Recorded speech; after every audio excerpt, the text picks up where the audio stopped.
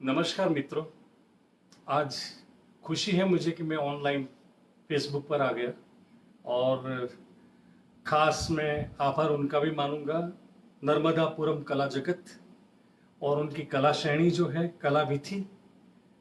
और मुझे खास निमंत्रण मिला है डॉक्टर नमन तिवारी जी के द्वारा, मैं उनका भी आभारी हूँ।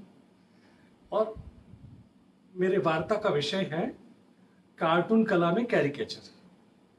तो उस सब्जेक्ट पे आने से पहले मैं चाहूंगा कि अपना संक्षिप्त परिचय भी दे दूं। तो संक्षिप्त परिचय में ऐसा है कि 3 भाषाओं में मेरा कार्य रहा है, चाहे प्रोग्राम्स हो चाहे पुस्तकें हो, तो कॉलम्स भी लिखता हूं मैं। तो उस सब में जो है 50 से ज्यादा पुस्तकें हो गई मेरी, हिंदी, इंग्लिश और गुजराती में। और मैं नाट्य लेखक हूं। 3 मेरे नाटक गुजराती में हुए और फिर बाद में एक का मंचन हुआ था और उसमें गणपत सुरती करके एक पात्र आता है, वो तो मुझसे भी ज्यादा फेमस हो गया है। और वो उसके डायलॉग्स जो हैं, अगर मेरे कार्टून एग्जीबिशन भी होते हैं और ओपिनियन के लिए जो रजिस्टर रखा जाता है उसमें यंग मतलब नई पीढ़ी के बच्चे जो हैं वो गणपत के डायलॉग्स लिखते हैं, तो कितना लोकप्रिय होगा वो। अब हिंदी में भी आ गया गणपत सुरती क्या करे, और दूसरा है गणपत सुरती का मनी प्लान। तो नाटक में अच्छी खासी सफलता मुझे मिली है। इसके बाद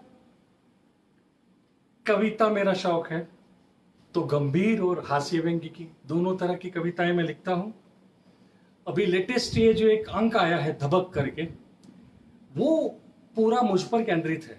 और इसमें सिर्फ कविताएं नहीं, सारा मतलब हिंदी, इंग्लिश और गुजराती तीनों के सृजन मेरे जो इसमें समाविष्ट हुए हैं।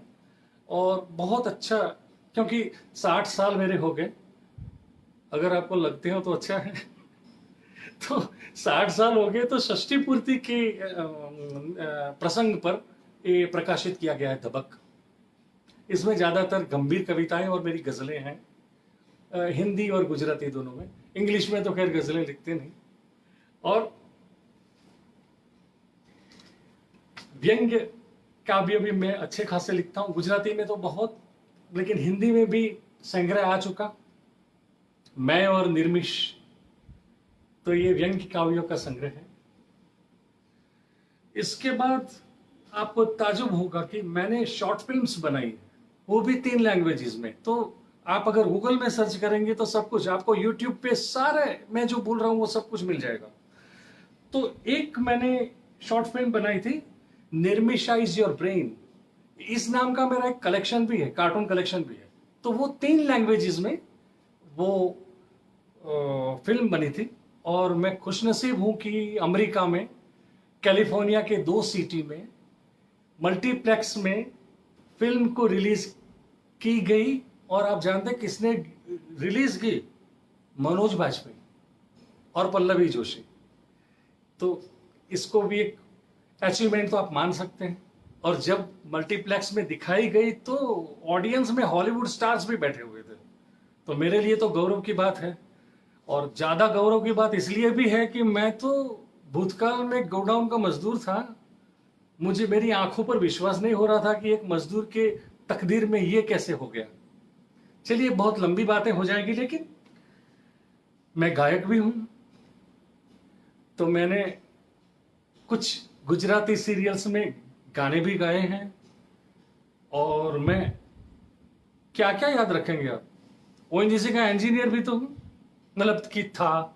इस 31 मार्च को मैं रिटायर हुआ डेप्यूटी जनरल मैनेजर की पद से। और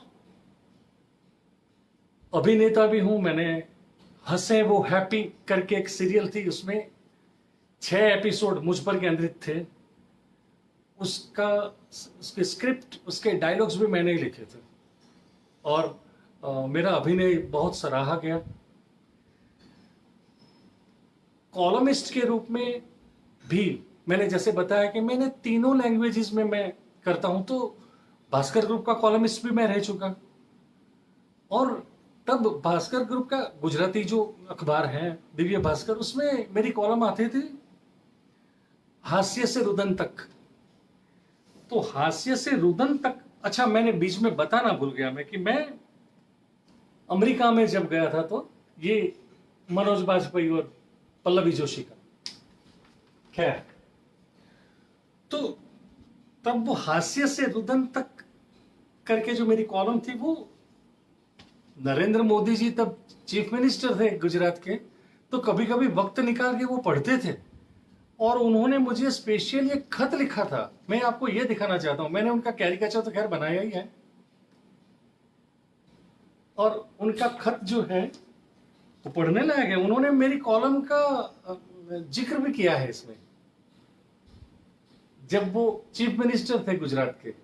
मेरे लिए गौरव की बात है कि उनके जैसे नेता मेरी कॉलम को पढ़े और मुझे कॉन्ग्रेचुलेट करें। तो ये हो गया। फिर मैं उपन्यासकार भी हूं। हास्य व्यंग्य के उपन्यास मेरे काफी, गुजराती और हिंदी के मिला के तो मुझे लगता है कि करीब 8 उपन्यास। और व्यंग्यकार में हूं। हिंदी व्यंग्य की तो अनेक पुस्तकें गुजराती में हो गई, लेकिन हिंदी में भी निर्मिशाय नमः, ये लेटेस्ट प्रकाशन है।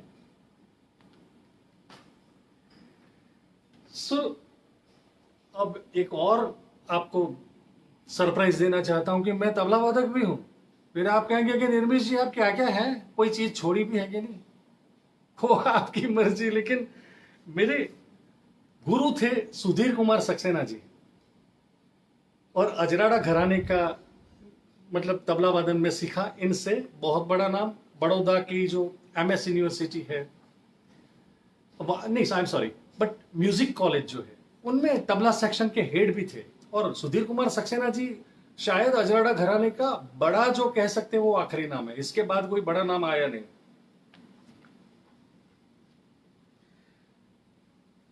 अब इसके आगे जाके कार्टून्स की बात आती है। मैं थोड़ा घड़ी के सामने भी देखता रहूं जी। तो इतना मैंने बुक्स और कुछ चीजें मैंने आपको बताई। अब जो है मैं कार्टूनिस्ट भी हूं, तो उसमें मुझे सफलता कुछ ज्यादा ही मिली है, क्योंकि कार्टून जो है ना वो रेखा की कला है। कार्टून जो है उसमें कैप्शन जरूर होते हैं, तो हिंदी इंग्लिश गुजराती में आप कार्टून बना सकते जरूर हैं, लेकिन कार्टून मेनली क्या है, रेखा की कला है।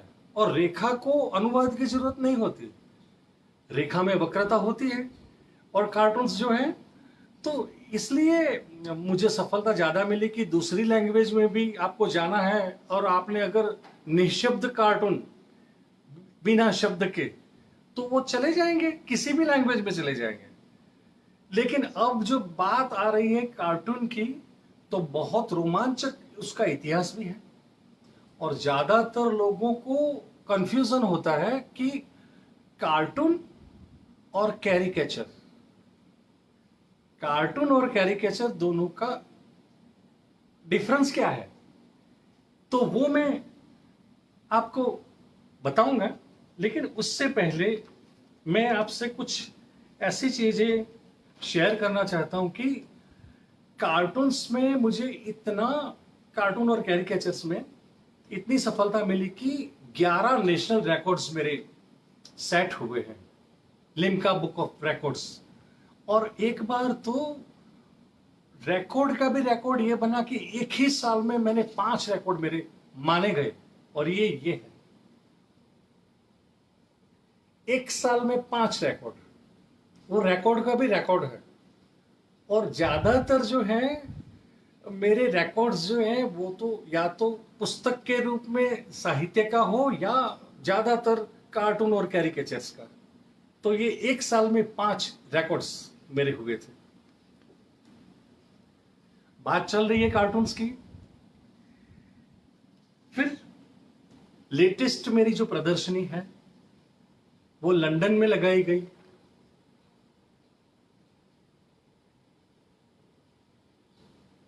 और वहां पे भी मैंने गाने भी सुनाए, मेरी कार्टून एग्जीबिशन भी थी उधर। और हेमंत चौहान करके एक सिंगर है, काफी नाम है उनका, उनके हाथों इनोग्रेट हुई थी लंदन में।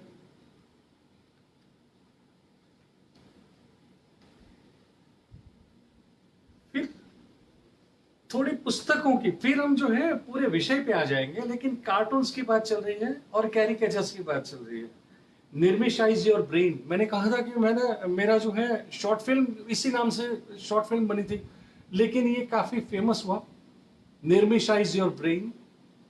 और इसमें इंग्लिश कार्टून्स सारे हैं मेरे, और दूसरे शीर्षक से यही पुस्तक गुजराती में भी है, अभी मैं भूल गया, अब मेरे पास मैंने रखा नहीं है अभी, लेकिन निर्मिशाइज योर ब्रेन में मेरे कार्टून्स का कलेक्शन है।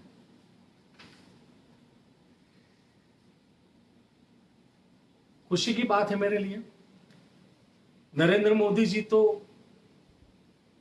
मेरे लेख भी पढ़ा करते थे किसी जमाने में, लेकिन मैंने एक पुस्तक बनाई जिसमें नरेंद्र मोदी छोटे बच्चे थे वहां से लेकर के आज तक क्रोनोलॉजिकल ऑर्डर में उनकी तस्वीरें बड़े बड़े होते जा रहे हैं, ऐसे क्रोनोलॉजिकल ऑर्डर में वो सारे उनके टर्निंग पॉइंट्स भी, बच्चे थे तो कैसे दिखते थे, बड़े हुए तो कैसे हुए, फिर हिमालय में चले गए थे, फिर वापस आए, फिर बीजेपी में जो है एकदम छोटी सी पोस्ट पे झाड़ू लगाते हुए, आपने देखे होंगी सारी तस्वीरें।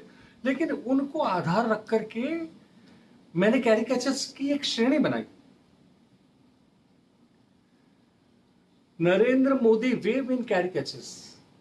नरेंद्र मोदी वेव तो खैर फेमस वर्ड हो गया है, मोदी वेव, लेकिन मैंने लिखा है Narendra Modi waves in caricatures.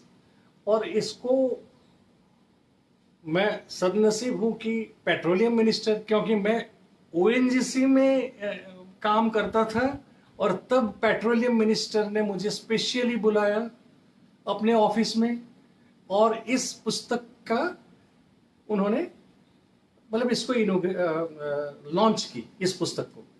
तो ये मेरे लिए एक बहुत महत्वपूर्ण पुस्तक है। और इसके बाद क्या हुआ कि ये श्रेणी जो है नरेंद्र मोदी के कैरिकेचर्स, उसकी प्रदर्शनियां भी लगी, तो खुशी होती है। और एक बात मैं आपको और भी कह दूं कि कोई कार्टूनिस्ट अगर कोई प्रोजेक्ट लेता है तो फिर आपको उसको राजनीति का रंग नहीं देना चाहिए। जैसे मैंने नरेंद्र मोदी की श्रेणी की तो आप कहेंगे कि ये तो बीजेपी के समर्थक हो गए, ऐसा नहीं है। मैंने तो अनेकों के कैरिकेचर्स बनाए हैं, सोनिया गांधी का भी बताता हूं, और वो कितनी खुश हुई थी। तो इसका मतलब कपाल पे जो सिक्का नहीं मार देना है कि ये तो मोदी के भक्त हैं, ऐसा नहीं है। मेरा लेना देना सिर्फ कला के साथ है। अब देखिए, बहुत रोमांचक चीज है ये पुस्तक जो है, वक्र रेखाओं में ज्ञानपीठ पुरस्कार विजेता। अब आप लोग तो अगर साहित्य में रस रखते हैं, इंटरेस्ट रखते हैं, तो आपको पता होगा कि भारतीय ज्ञानपीठ जो है वो सिर्फ साहित्य का प्रकाशन संस्था जो है प्रकाशन करती है, और वो कार्टून्स कभी नहीं, कार्टून की कोई बुक या पुस्तक वो प्रकाशित नहीं करेंगे, ठीक है। लेकिन मैं आभारी हूं लीलाधर मंडलोई जी का। मैंने ऐसे कार्टून्स भेजने शुरू किए जो ज्ञानपीठ अवार्ड विनर साहित्यकार के, तो उन्होंने उपयोग करना भी चालू कर दिया नया ज्ञानोदय में। इसके बाद मैंने कहा कि मैंने इसको भी पहला ज्ञानपीठ अवार्ड जिनको मिला था कुरूप जी, वहां से लेकर के रघुवीर चौधरी तक के कैरिकेचर्स, फिर क्रोनोलॉजिकल ऑर्डर में, जिसमें हिस्ट्री आ जाती है कि पहला किसको मिला था, दूसरा किसको मिला था, तीसरा किसको मिला था, एक साल में कभी 2 को भी मिलता है, तो उसका इतिहास भी मिलेगा। तो बात जब हुई तो उन्होंने इतना ही कहा कि निर्मिश जी ऐसा है कि व्यंग्य काव्य, आई एम सॉरी, व्यंग्य चित्र या कैरिकेचर्स वो हमारा विषय, भारतीय ज्ञानपीठ का विषय नहीं है। तो मैंने कहा कि सर ऐसा है कि मैं स्क्रिप्ट भेज देता हूं, आप एक बार देख लीजिए, फिर आप जो करना है करिए। तो स्क्रिप्ट मैंने भेज दी, आशा तो कोई थी नहीं। फिर उन्होंने क्या किया कि देखने के बाद उनको लगा कि नहीं, ये तो इतिहास भी मिल रहा है कि पहला किसको मिला था, दूसरा किसको मिला था इसमें, और सारे कैरिकेचर्स के फॉर्म में है। तो उनकी एक स्पेशल मीटिंग वहां पे बुलाई गई और सारे सभ्यों का भी मेजोरिटी जो है वो कह रहे थे कि नहीं सर, ये तो प्रकाशन करना जरूरी है। भारतीय ज्ञानपीठ को ये इनके लिए गौरव होगा और ये इतिहास लेके आता है। तो फिर स्पेशल सैंक्शन लेकर के भारतीय ज्ञानपीठ की पहली पुस्तक है ये, व्यंग्य चित्र के रूप में, और इसने लिम्का बुक ऑफ रिकॉर्ड्स में भी जगह बना ली। मैं जो करता हूं और जो दिखाता हूं उसके साथ कोई ना कोई इतिहास या कोई ना कोई टर्निंग पॉइंट जरूर होता है। आप मानते हैं ना?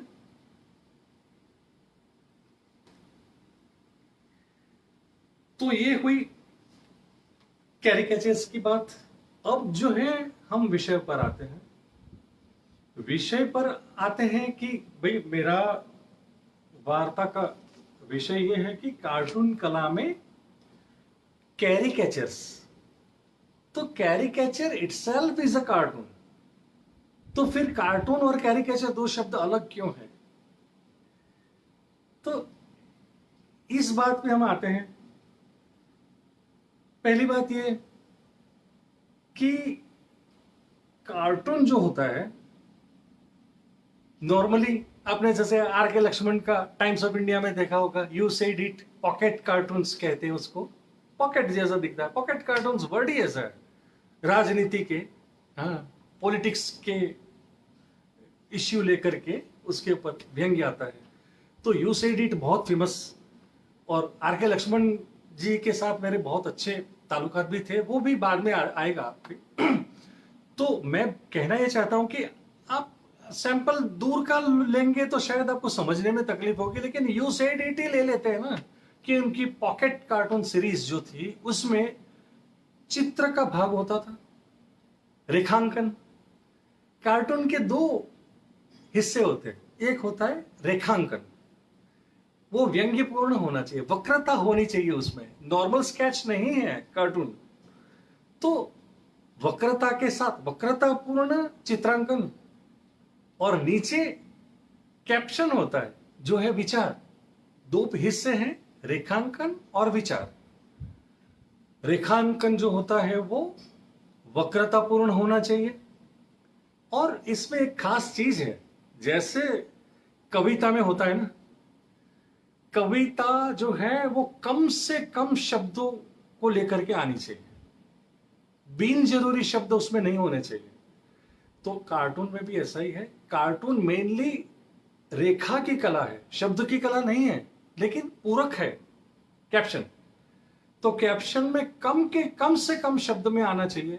जैसे एक उदाहरण मैं आपको देता हूं कि कोई क्रिकेट मैच चल रही है और उसके ऊपर किसी कार्टूनिस्ट ने कार्टून बनाया, और उसने, क्रिकेटर ने जो है सिक्सर मारी, तो नीचे कैप्शन में वो ऐसा लिखेंगे, एक तो आप, उन्होंने कार्टून तो बना ही दिया, मैच चल रही है, क्रिकेट की पिच है, स्टंप्स दिखाई देते हैं, अंपायर दिखाई देता है, वो बल्ला घुमा रहा है वो भी दिखाई दे रहा है, ठीक है। और फिर नीचे कैप्शन में अगर लिखे कि देखिए क्रिकेट का एक कैसा सुंदर शॉट था, तो आप समझ सकते हैं कि क्रिकेट शब्द जो डाला उन्होंने कैप्शन में वो बिन जरूरी है, क्योंकि चित्र में ही दिखाई देता है कि क्रिकेट है, फिर आप क्यों उसको क्लैरिफिकेशन दे रहे हैं?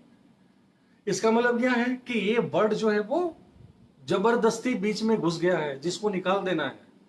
तो कैप्शन जो है कम से कम शब्दों में अगर जरूरत है तो, इसलिए कार्टून्स ऐसे भी होते हैं जो निःशब्द होते हैं, वर्डलेस कार्टून्स, और उनको श्रेष्ठ माना जाता है कि जिसमें शब्द का उपयोग भी नहीं है। तो इसलिए एक बात स्पष्ट है कि कार्टून वो रेखा की कला है, न कि शब्द की। लेकिन शब्द अगर जरूरत पड़े तो पूरक बन के आते हैं, मेन नहीं होते। शब्द की कला नहीं है कार्टून्स। तो इसके बाद फिर अब कार्टून की बात, फिर कैरिकेचर पे आते हैं। कार्टून में दो भाग हो गए, दो हिस्से हो गए, रेखांकन और विचार। फिर आपने कई दूसरे भी देखे होंगे, जैसे मिकी माउस या टिन, तो उसमें क्या होता है, अनेक फ्रेम्स होती है और नीचे थोड़ा थोड़ा कैप्शन में भी लिखा जाता है। तो वो उसको कहते हैं कॉमिक स्ट्रिप। स्ट्रिप का मतलब है पट्टी, जिसमें एक से ज्यादा फ्रेम्स होती है। तो वो भी एक प्रकार है। तो जो नॉर्मल कार्टून हमने बताया ना, आर के लक्ष्मण की जो मैंने उदाहरण दिया, उसको गैग कार्टून कहते हैं। गैग कार्टून मतलब उसमें कैप्शन होता है, सीधी सी बात। पॉकेट कार्टून्स का मतलब क्या है, वो फिर प्रिसाइसली जो है वो वर्ड पत्रकारिता के लिए है कि अखबारों में जो एक कॉलम का कार्टून है, इसलिए पॉकेट कार्टून बोलते हैं। नाम ऐसे है, बाकी तो आप समझ सकते हैं। दूसरा कार्टून स्ट्रिप मैंने कहा। कार्टून स्ट्रिप जो है, इसमें उदाहरण भी मैंने दिए, मिकी माउस या टिन या जो भी है। तो ये हो गया कार्टून का हिस्सा। और कुछ कार्टून के प्रकार भी हमने गिनवा दिए, कुछ और भी डाल सकते हैं, मतलब थोड़े थोड़े चेंजेस होते हैं। मेनली इसका बेसिक जो है वो बदलेगा नहीं, चित्रांकन और विचार, ठीक है। अब बात आती है caricature. What is caricature? Caricature खुद कार्टून ही है, वो भी व्यंग्य चित्र ही है। व्यंग्य चित्र है कैरिकेचर। तो कैरिकेचर में फर्क क्या है? कैरिकेचर वो कार्टून है, लेकिन कौन सा कार्टून? विश्व प्रसिद्ध, या तो विश्व प्रसिद्ध ना सही, लेकिन अपने देश में प्रसिद्ध नाम होते हैं जिनके जिनकी इंट्रोडक्शन देनी नहीं पड़ती, ऐसे लोग जिनको हम सेलिब्रिटीज कहते हैं। कार्टून तो किसी का भी बन जाएगा, मैं छगन भाई का भी बना दूंगा, वो भी कैरिकेचर ही कहलाएगा। लेकिन जब उसका उपयोग करूंगा तो लोग पूछेंगे ना, कौन से छगन भाई? अब छगन भाई ने कोई अचीवमेंट से नहीं है तो फिर क्या मतलब है? फिर मुझे बाजू में फोटो भी लगानी पड़ेगी, ये रहे छगन भाई और ये रहा उनका कैरिकेचर, अब बताओ कैसा लगता है? तो ये मजदूरी हो जाती है। दूसरी है कि जो छगन भाई को जानते हैं, हमारे रिश्तेदार या दोस्त, वो ही एंजॉय कर सकते हैं, पूरी दुनिया नहीं कर सकती। इसीलिए कैरिकेचर वो कार्टून ही है, कोई प्रसिद्ध व्यक्ति का, लेकिन वो सचमुच विश्व स्तर की या कम से कम आपके देश में प्रसिद्ध होनी चाहिए, तब जाके बहुत सारे लोग, क्योंकि ये कोई भी कला है, वो सीधा या इनडायरेक्ट वे में समाज की सेवा कला से होनी ही चाहिए। अगर समाज की सेवा नहीं होती तो फिर क्या मतलब है? किसके लिए है वो कला, अगर समाज के लिए नहीं है तो? इसलिए हर किसी की कोशिश ये होती है कि आम आदमी भी समझे, सिर्फ विद्वान लोग समझे ऐसा नहीं, आम आदमी की समझ में भी आना चाहिए। इसलिए कार्टून्स भी जब आप बनाते हैं तो उसके कैप्शन जो है वो सिंपल शब्द में होना चाहिए। ऐसा नहीं कि डिक्शनरी लेके बैठना पड़े कि ये भाई क्या कहना चाहते हैं, इसका प्रत्यायन हो रहा है, ऐसा कुछ मैं लिखूं तो कौन समझेगा क्या प्रत्यायन है? तो फिर डिक्शनरी लेने जाना पड़ेगा। वो नहीं है। सादे सीधे शब्दों में आम आदमी को समझ में आए ऐसा कैप्शन होना चाहिए, ठीक है। तो कैरिकेचर में भी मैं यही कह रहा हूं कि मैं अगर छगन भाई का बनाऊंगा तो कितने लोग एंजॉय करेंगे, लेकिन बताइए अगर मैं अमिताभ बच्चन का बनाता हूं तो फोटो की जरूरत है क्या? अरे अगर उनका कैरिकेचर सही नहीं बना तो कितनी कमेंट्स आ जाएगी कि बॉस आप जो है थोड़ा सीख लो, ये तो अमिताभ तो लगते नहीं। तो क्यों क्यों आप कैसे कह सकते हैं कि अमिताभ लगते नहीं? क्योंकि अमिताभ की छवि आपके हृदय में है, आपके दिल में है।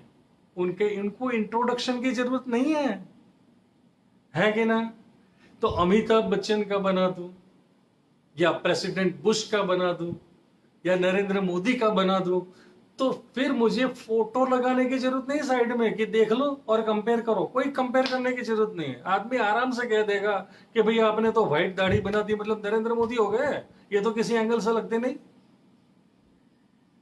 इसका मतलब क्या है कि आम आदमी भी समझते हैं कि ये सचमुच अच्छा है या नहीं है। तो अब आपकी समझ में थोड़ा बहुत तो आया होगा कि कैरिकेचर भी कार्टून का ही प्रकार है, लेकिन उसमें जहां तक हो सके, शायद ही कभी ऐसा देखा जाता है, उसमें कोई कैप्शन होता ही नहीं। थोड़े बहुत शब्द, अगर किसी दीवार पे कोई प्लेट लगी हुई है या कार के पीछे कोई नंबर लिखा हुआ है, कुछ थोड़े से शब्द होंगे, वो जरूरी होंगे तभी है। जैसे कोई म्यूनिसिपल कॉरपोरेशन का कोई ऑफिस है, तो भाई वो एक बिल्डिंग है, उसके ऊपर कुछ तो लिखना पड़ेगा कि भाई म्यूनिसिपैलिटी की ऑफिस है या किसी की है, तो थोड़े शब्द लिखने पड़ेंगे, लेकिन उसको कैप्शन नहीं कहते। ठीक है ना, वो वर्ड्स डाले जाते हैं। तो फिर वही बेसिक आ गया कि कार्टून कला तो रेखा की है, रेखांकन इंपॉर्टेंट है, और कैरिकेचर में जहां तक हो सके आपको शब्द नहीं डालने, और डालने भी है तो एकदम आदमी देख करके कह सकता है कि इसके बिना तो बन नहीं सकता था, इसलिए डालना पड़ा।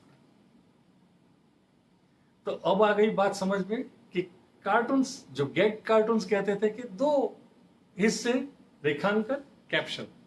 कैरिकेचर प्रसिद्ध व्यक्ति का व्यंग्य चित्र, प्रसिद्ध व्यक्ति का कार्टून, ये भी कार्टून का ही प्रकार है। तो बेसिक डिफरेंस तो आपके समझ में मेरे ख्याल से आ गया होगा, है कि ना। अब लग रहा नहीं कि हम विषय पे बात कर रहे हैं, कार्टून कला में कैरिकेचर्स। ओके, तो ये हो गई कैरिकेचर की बात। फिर अब ऐसा है कि दूसरे कार्टूनिस्ट से मैं थोड़ा सा अलग ऐसे था कि मैं, सीधी सी बात है कि भूतकाल में गोडाउन का मजदूर था। पापा मुझे 16 साल की उम्र में छोड़ के स्वर्गवासी हो गए, तो मुझे कोई गाइडेंस देने वाला नहीं था।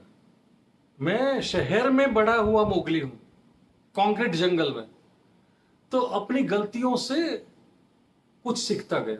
मैंने बहुत गंभीर गलतियां भी की, बहुत समय बर्बाद भी हुआ, लेकिन आप समझ सकते हैं कि जिसके घर में खाना ही नहीं था, उसको ट्रेनिंग कौन सी मिलने वाली है।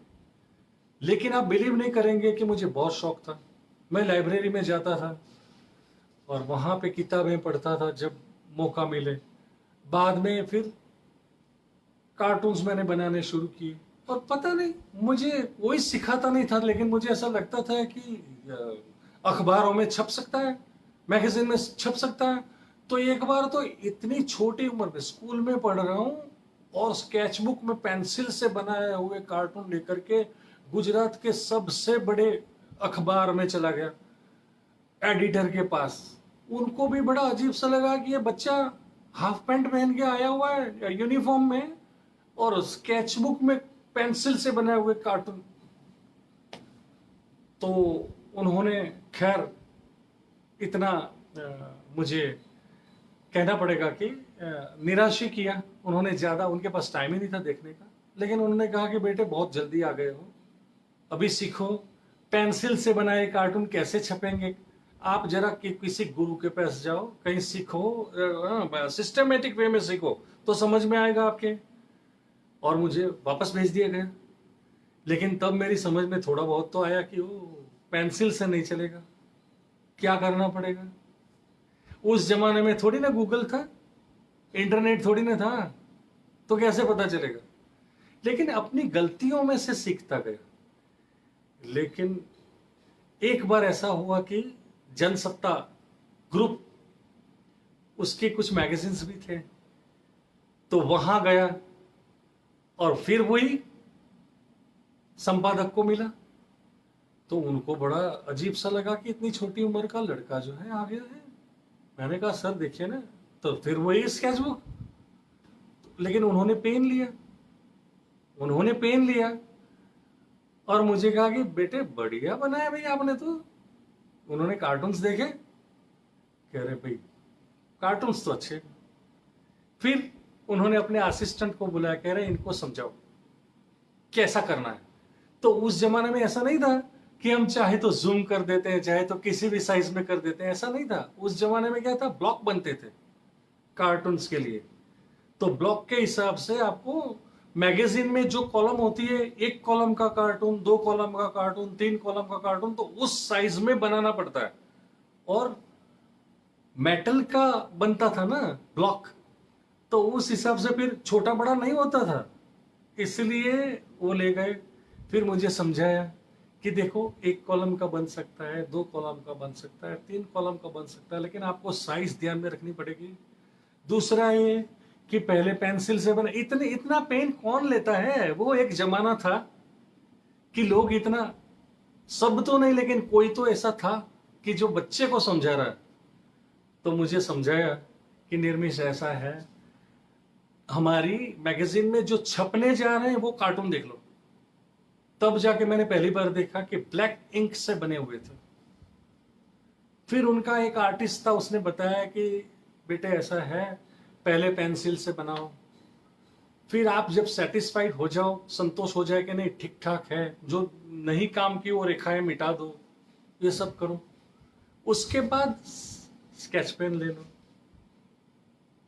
इसमें अलग अलग टिप्स की आती है, वो स्केच पेन का यूज करो। फिर कैप्शन है, तो उस जमाने में ऐसा था कि हैंड रिटन कैप्शन भी होते थे, तो हाथ से लिखो अच्छी तरह से, पहले पेंसिल से लिखो, फिर उसके ऊपर ब्लैक स्केच पेन से लिखो, फिर धीरे धीरे करके, थोड़ा सा टाइम दो, नहीं तो इंक फैलेगी, रबर चलाएंगे उसके ऊपर, तो फिर धीरे धीरे करके पेंसिल वाला हिस्सा निकाल दो, फिर ऐसा लगेगा कि सिर्फ इंक से बना है। ये सारी चीजें मुझे 2-3 दिन में वहां गया तो मुझे सिखाई गई। ऐसा कौन करेगा? एक मैगजीन का संपादक जो है ऐसी व्यवस्था कैसे करेगा, आप सोच सकते हैं, और उम्र इतनी छोटी। लेकिन मैं तकदीर वाला था, क्योंकि स्पार्क था। उनको ये लगा कि यार स्पार्क तो है और हाथ बढ़िया सा है। तो फिर मेरे कार्टून जब मौका लगे तो छपते रहे। चांदनी करके एक मैगजीन था, दूसरा रंग तरंग करके था गुजराती, उसमें छपने लगे। और आप बिलीव नहीं करोगे कि इतनी छोटी उम्र में नाम होने लगा था, निर्मिश ठाकर। फिर अपेक्षाओं का तो अंत थोड़ी है, स्काई इज द लिमिट। फिर संपादक को बताया कि सर आप तो जब खाली जगह पड़ती है तो आप डालते हैं, मुझे कॉलमिस्ट बनाओ ना। कह रही कॉलमिस्ट बनने के लिए अभी बहुत कुछ करना है आपको, ऐसा थोड़ी है, आप थोड़ा सीखो, अभी कुछ ट्रेनिंग आपकी चल रही है 4-5 साल। इन शॉर्ट, एक बहुत, मैं कहता हूं कि मैं एक बहुत सदनसीब ऐसा बच्चा था कि जिसकी केयर सिर्फ या तो ऊपर वाला ले रहा था, नहीं तो कौन ऐसा गाइडेंस देगा, और ऐसे इन किसके पास टाइम है ऐसा करने के लिए।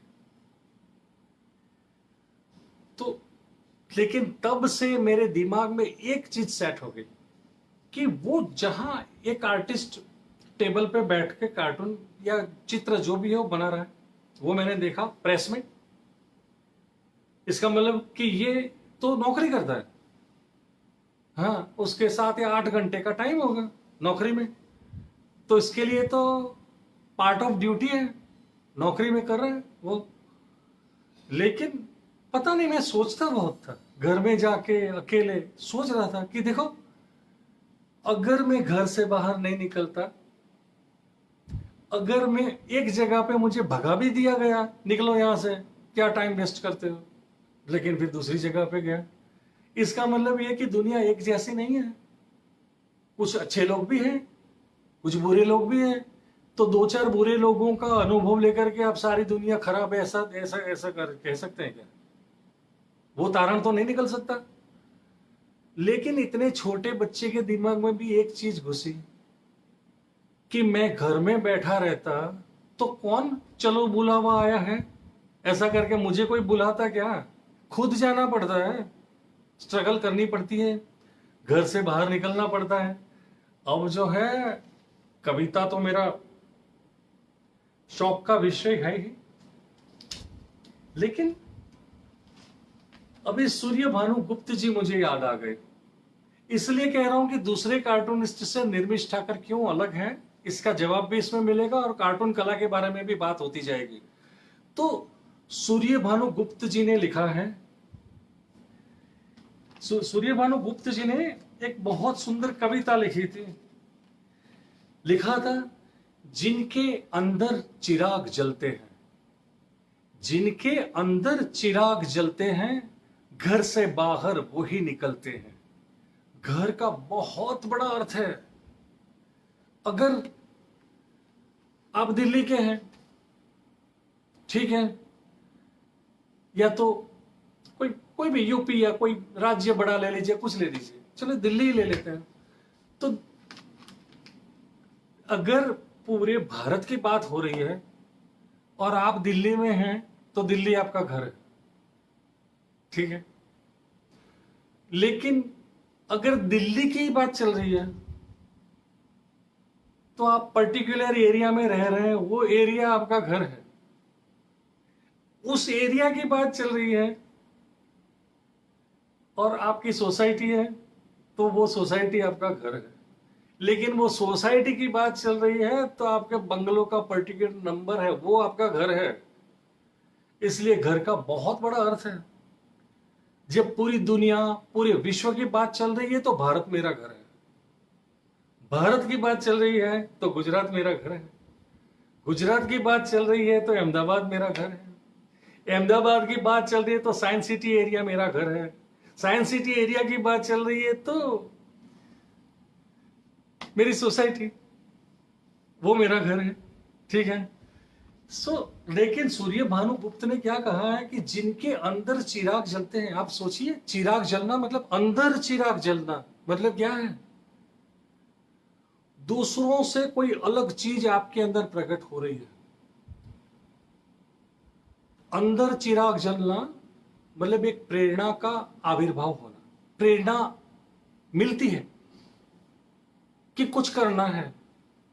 कोलंबस जब निकला था जहाज लेकर के, तो उससे पता थोड़ी ना था उस जमाने में क्या कहते थे कि पृथ्वी जो है वो तो क्या कहते हैं, धार आ जाती है बीच में। उसको गोला मारने के लिए कोई तैयारी नहीं थे। धर्मगुरु ऐसा कहते थे, समंदर में ज्यादा दूर मत जाना, नहीं तो धार आ जाएगी, वहां से जहाज गिर जाएगा। तो कोलंबस के अंदर चिराग जले होंगे ना। कुछ खोना पड़ता है, घर से बाहर वही निकलते हैं। मतलब क्या है? घर है वो जहां सलामती है, जहां सब कुछ फिक्स है, जहां टाइम से खाना मिलता है, जहां सारी सुविधाएं हैं, वो घर है। और घर से बाहर निकलना मतलब अनिश्चितता। आप जिंदा बच भी सकते हैं, नहीं भी बच सकते। आप घर छोड़ के बाहर निकल रहे हैं, रिस्क ले रहे हैं, अनजान धरा पर जा रहे हैं। वहां के अनुभव कैसे होंगे पता नहीं। हो सकता है आप बहुत बड़े स्टार बन जाएं, वो भी हो सकता है। फिल्म इंडस्ट्री में कितने लोग जो हैं बंबई आए थे, धारावाहिक की झोंपड़ियों में रह करके भी बड़े स्टार बने। उन्होंने घर छोड़ा, अनिश्चितता को गले लगाया, तो बड़े बने। सारे बड़े न भी बने। अनिश्चितता का मतलब क्या है भाई? जान का खतरा भी है। अच्छे आदमी भी मिलेंगे, बुरे आदमी भी मिलेंगे। आपके ऊपर है कितना रिस्क आप लेना चाहते हैं और कितना स्पिरिट आप मेंटेन करते हैं, उसके ऊपर है अनिश्चितता। तो इसलिए मुझे तो इनका, सूर्य भानु गुप्त जी का, क्योंकि सीधी सी बात है कि देखिए, मनोरंजन के लिए कुछ भी याद रखिए, लेकिन इस शेर ने मुझे बहुत प्रेरणा दी है।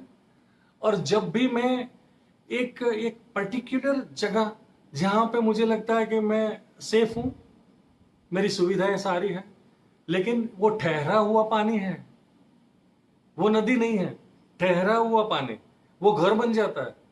तो आपको ये शेर तो आपको लिख के रखना चाहिए नजर के सामने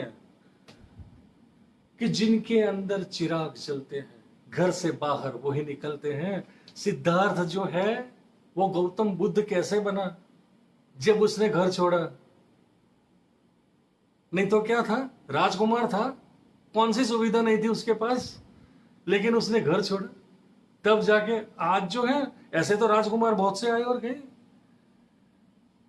लेकिन गौतम बुद्ध को आप कह सकते हैं कि उनके जैसे बहुत आए और गए। तो फिर हम आपको याद क्यों कर रहे हैं? गौतम बुद्ध को याद क्यों कर रहे हैं? क्योंकि उन्होंने घर छोड़ा।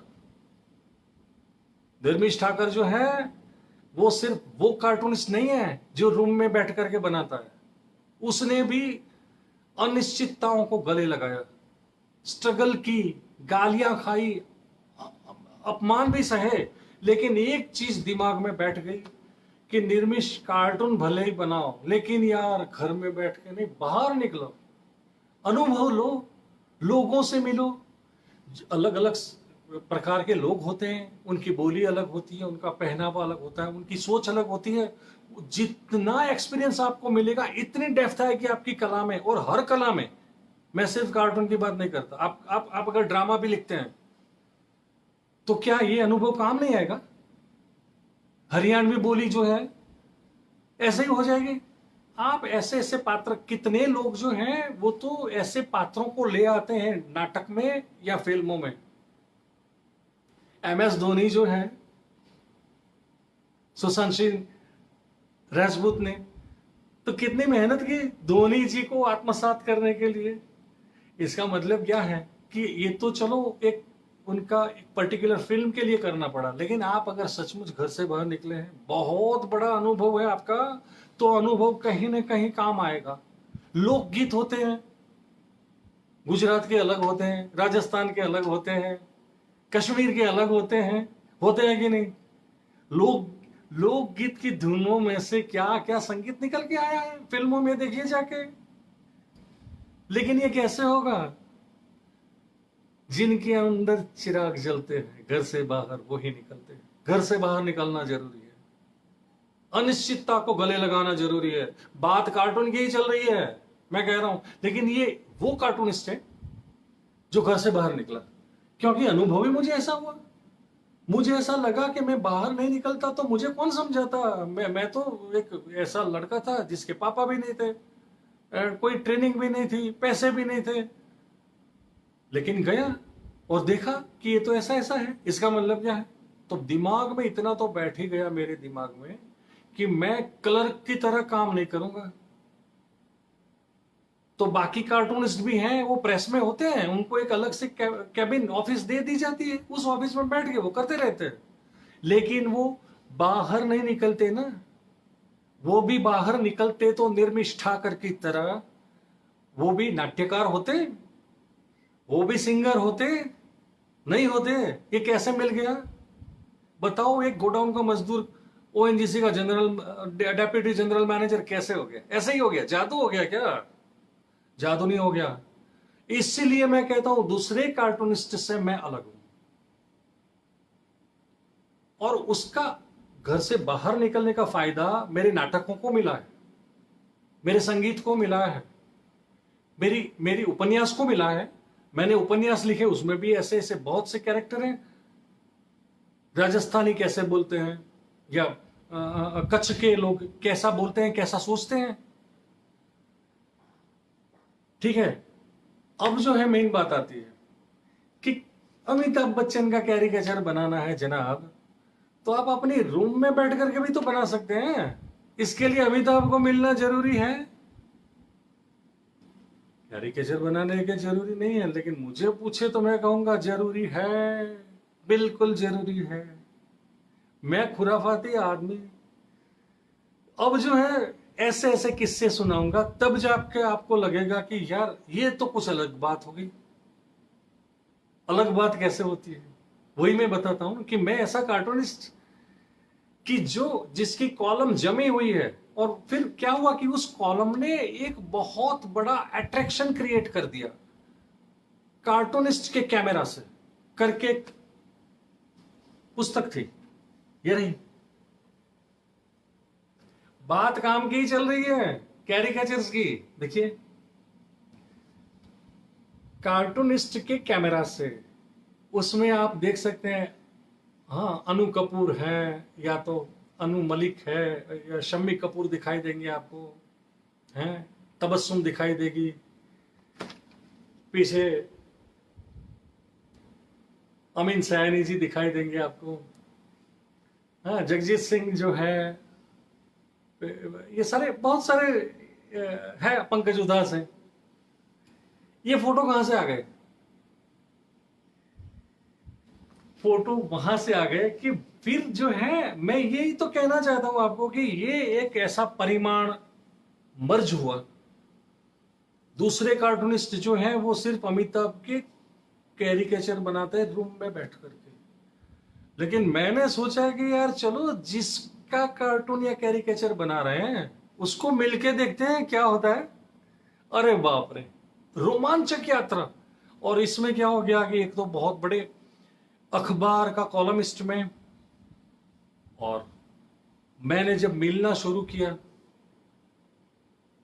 तो उसके अनुभव मैं बांटना चाहता हूं। अब जाके निर्मिश ठाकर के कैरिकेचर के किस्से, और ऐसा होता था कि मैं जिस आर्टिस्ट को मिलता था उसका कैरिकेचर लेकर के फिर उसके हस्ताक्षर मांगता था। और मैं जब अपॉइंटमेंट लेता था तो मैं कहता था कि सर कोई फिल्म स्टार है अगर, तो मैं कहूंगा कि सर फिल्म की बातें कम करेंगे लेकिन हास्य व्यंग की ज्यादा करेंगे, कार्टून की ज्यादा करेंगे। कार्टून के बारे में आप क्या सोचते हैं, एक मिनी इंटरव्यू ऐसा होगा जिसमें हास्य व्यंग्य पर केंद्रित होगा और व्यंग्य चित्र पर केंद्रित होगा। आप कार्टून को क्या मानते हैं, आपके दिमाग में क्या ख्याल है। तो उनको भी अजीब सा लगता था कि यार कोई कार्टूनिस्ट आकर के इस एंगल से तो इंटरव्यू लेता नहीं था। तो इसमें क्या हुआ, बहुत अच्छे अनुभव भी हुए और बुरे भी हुए। बुरे मतलब इतने कि मैं नाम लेना नहीं चाहता हूं, लेकिन उस जमाने में इतना बड़ा नाम कि दादा साहेब फाल्के अवार्ड जिनको मिला हुआ है, ऐसे लिरिसिस्ट ने, उनको समझ में नहीं आया कि कैरिकेचर क्या है। और उनके घर में गया मैं, और वो तो बहुत बीमार थे, और जैसे ही कार्टून देखा इतना गुस्सा आ गया उनको। कह रहा है कि क्या, एक तो उनको पता है कि गुजराती हैं, तो उन्होंने तो गुजरातियों को गाली देने शुरू कर दी। और मेरा जो मिनी कैसेट रिकॉर्डर था, मैंने पहले से कहा था कि इंटरव्यू लेंगे, इनकी समझ में आया नहीं। चालू इंटरव्यू में मिनी कैसेट रिकॉर्डर को पकड़ के ना खिड़की के से बाहर, और बाहर हो रही है बारिश, फेंक दिया खिड़की के बाहर। और इतने जोर से चिल्लाए, क्या मैं जोकर हूं, मेरा अपमान करने आए हो इधर। और देखने वाली बात यह है कि वो गीतकार जो थे उन्होंने गुजराती लड़की से ही शादी की थी, महिला से, और उनकी डॉटर जो थी वो दूसरे रूम में थी, वो दौड़ती हुई आई कि ये क्या हो गया। फिर मैं इसलिए कि ये इतना बुरा अनुभव है इसलिए नाम नहीं ले रहा हूं, क्योंकि मैं किसी को बदनाम करना नहीं चाहता, ठीक है। लेकिन उनकी डॉटर ने आकर के कहा कि पापा, ये बहुत बड़े गुजराती अखबार के कॉलमिस्ट हैं, और जब अपॉइंटमेंट ली थी तब भी मैंने फोन उठाया था, लैंडलाइन, और कैरिकेचर का मतलब आपको पता नहीं है ऐसा मुझे पता नहीं था, तो मैंने अपॉइंटमेंट दे दी थी। और ये हमारे अतिथि हैं, उनको हम गालियां नहीं दे सकते। उन्होंने ऐसा कहा कि हस्ताक्षर चाहिए मेरे। अरे गुजराती तो परछाई भी बेच खाए ऐसे व्यापारी होते हैं, गुजराती परछाई भी बेच खाए ऐसे व्यापारी होते हैं। इतनी गालियां सुनी तो मैंने सोचा कि यार मुझे गाली दे दो, ठीक है यार, पूरे सब गुजरातियों को, गांधी जी भी आ गए उसमें, तो सारे व्यापारी होते हैं। गुजराती मतलब सिर्फ खमन ढोकला होता है? Not at all, not at all. हर एक प्रजा में 19-20 का ही फर्क होता है। मैंने बहुत दुनिया देखी है यार, 61 साल का तो मैं हो गया, बहुत दुनिया देखी है, और घूम घूम के देखिए, रूम में बैठ के नहीं, ठीक है। तो उसकी लड़की को लगा कि यार ये तो लिखेंगे नाम के साथ, क्योंकि ये तो इंटरव्यू लेते हैं, और ये बुक का नाम ही यही है, कार्टूनिस्ट के कैमरा से। और ये कॉलम इतना आकर्षण पैदा किया इस कॉलम ने कि ज्यादातर फिल्म स्टार्स के इंटरव्यू आते थे उनकी प्रशंसा के, और मैं लिखता था जो हुआ वो, जो हुआ वो।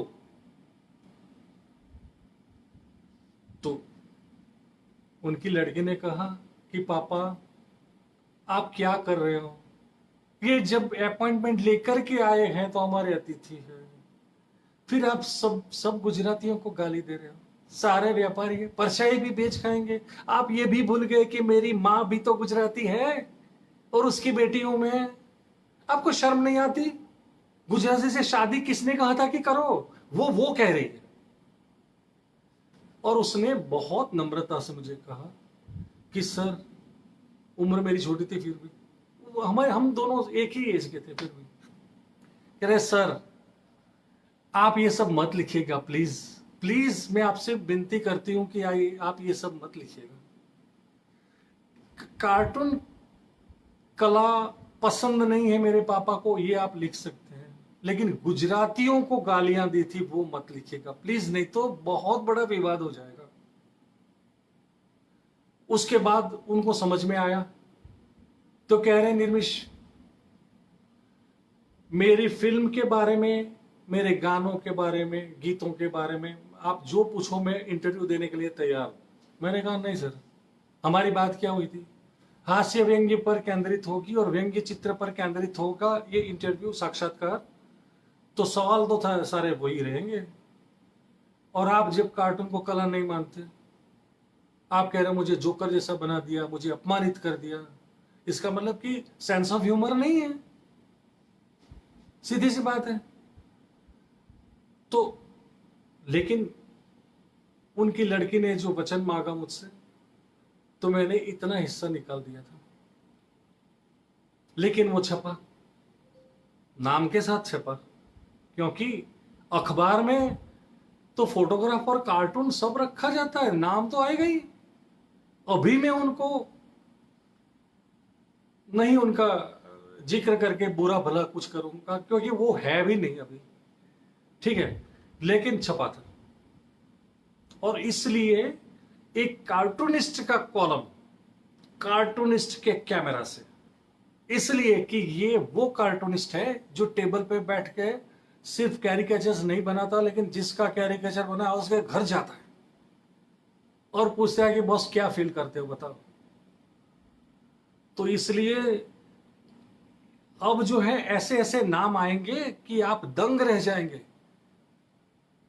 नौशाद साहब किसी जमाने में, और वो उनका इंटरव्यू है रिकॉर्डेड, ऑडियो रिकॉर्डेड इंटरव्यू है। नौशाद साहब कार्टून के बारे में बोल रहे हैं, ऐसा इंटरव्यू कहां मिलेगा आप बताइए मुझे? ओपी नैयर का, शम्मी कपूर साहब का। शम्मी कपूर साहब ने तो मुझे बहुत डांटा था। वो तो एक बहुत बड़ा प्रसंग है, मेरी गलती में से मैं क्या क्या सीखा। लेकिन अब मुझे लगता है कि मैंने तो ऐसा उड्डयन, मैं तो अपनी स्क्रिप्ट से बाहर निकल गया। लेकिन मुझे लाइन पे आना पड़ेगा। कितने बजे देखते हैं? ओह, 1 घंटा तो हो गया है। अब जो है मैं, अब क्लाइमैक्स ही और जा रहे हैं हम तो, ठीक है। तो अब मैं कहता हूं कि चलो अब ऐसा नाम लेता हूं जिनका कैरिकेचर बना के मैं उनको मिलने गया था। हैं? आप बिलीव करेंगे कि मैं अटल बिहारी वाजपेयी जी को मिलने गया था अहमदाबाद में। उनके कविता पाठ का कार्यक्रम था और उनका खाना, आयोजक ने जो है उनका खाना वगैरह जो है वो सरखेज करके एक एरिया है, वहां पे विशाला करके एक होटल है, सुंदर होटल है।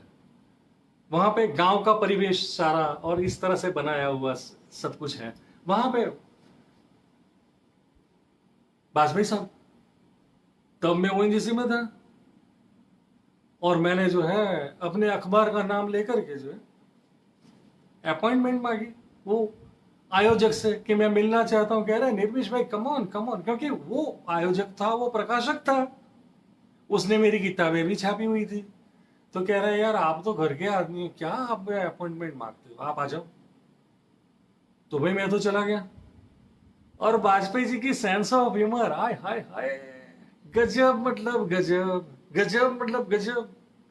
देखिए आपको ऐसा लगता होगा शायद कि यार वाजपेयी जी जो हैं उनके पास उस जमाने में बीजेपी कोई बहुत बड़ा पक्ष नहीं था, पार्टी बहुत बड़ी नहीं थी, शुरुआत थी उनकी। ये देखिए अटल बिहारी वाजपेयी के हस्ताक्षरों में दिखाई देगा। डेट के साथ उन्होंने लिखा हुआ है, ये तो मैं पढ़ूंगा जरूर, पढ़ूंगा जरूर। उन्होंने लिखा है, कलाकार ने रेखाओं में जिस व्यक्तित्व को उभारने का यत्न किया है वह शायद मैं ही हूं। अटल बिहारी वाजपेयी। तारीख क्या है? 10/3/96, मार्च में, 10 मार्च 96। और मजे की बात देखिए, क्या क्या रोमांचक यात्रा होती है। मैं घर से बाहर निकला तभी तो हुआ ना। तो मैंने कहा कि सर आपका कार्टून बनाया है, तो मेरे सामने देखने लगे। कह रहे कौन से प्रेस से हो? मैंने कहा सर मैं ओएनजीसी में हूं। और इतने सारे लोग थे, मीडिया के लोग भी थे, और खाने के बहुत शौकीन थे वाजपेयी साहब। 2 आदमी का खाना अकेले खाते थे, मैं बता रहा हूं, इतना इतने शौक। और मिठाइयां तो बहुत अच्छी, बहुत ज्यादा चाहिए उनको। और बिल्कुल उनके बाजू में बैठ करके मैं खा रहा हूं, बाजू में। क्यों? कि उनकी पुस्तक भी हमारा प्रकाशक कर रहा था, मेरी तो बहुत कर चुका था, उसने ही बिठा दिया। उसको लगा कि वाजपेयी जी का इंटरव्यू भी तो आ जाए इनकी कॉलम में, अच्छा हो जाएगा ना। पुस्तक जो उनकी करने जा रहे हैं कविता के, उसको भी तो प्रसार प्रचार हो जाएगा। तो मुझे बाजू में बिठाया। तो वाजपेयी जी कह रहे हैं कि मैंने कहा कि मुझे एक छोटा सा इंटरव्यू चाहिए आपका। कह रहा है यार इंटरव्यू तो नहीं मिलेगा। मैंने कहा तो सर हस्ताक्षर।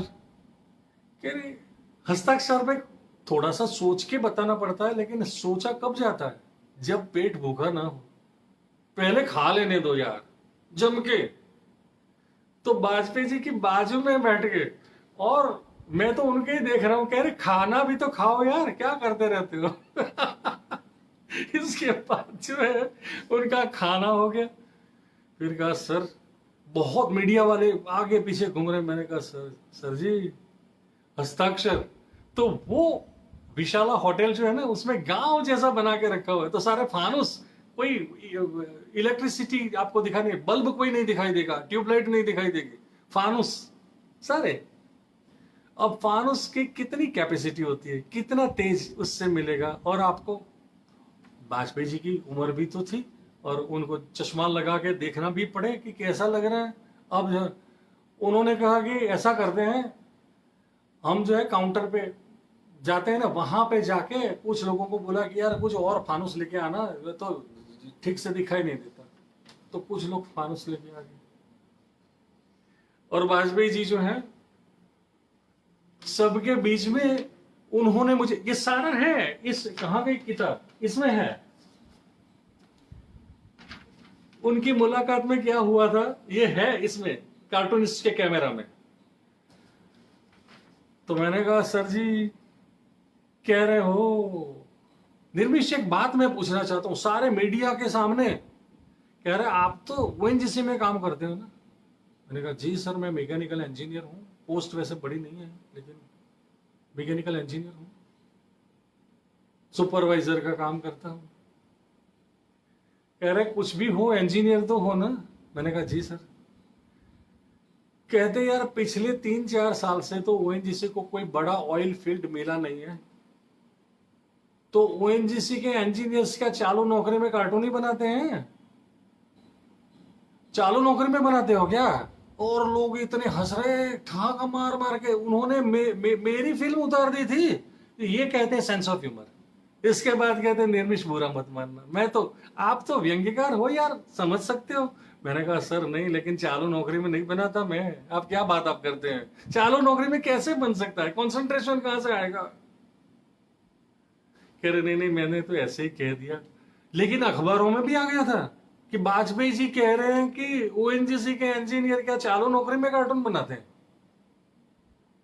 तो आप बताओ, ये तो यादगार किस्सा हो गया। और तब जाके मैंने कहा सर आपने दिल की बात की, तो मैं भी एक दिल की बात कह दूं आपको। कह रहे ठीक है कहो, सबके सामने। मैंने कहा किसी दिन आप प्राइम मिनिस्टर बनेंगे। तब उनकी इतनी स्ट्रेंथ नहीं थी कि वो ख्वाब भी देख सके। कह रहे नहीं निर्मिश, ये कुछ ज्यादा ही बोल दिया आपने, मैं प्राइम मिनिस्टर तो कभी नहीं बनूंगा यार, मेरे हमारी हमारी औकात नहीं है, इतना ऐसा लगता नहीं है। मैंने कहा सर जब आप प्राइम मिनिस्टर बन जाएंगे ना, तब आपको निर्मिश याद भी नहीं रहेगा। कह रहे कैसे नहीं, कार्टून बनाया आपने हमारा। मैंने कहा सर वैसे तो बहुत से लोगों ने बनाया होगा आपका। कह रहे नहीं, लेकिन ओएनजीसी इंजीनियर का तो याद रहेगा ना।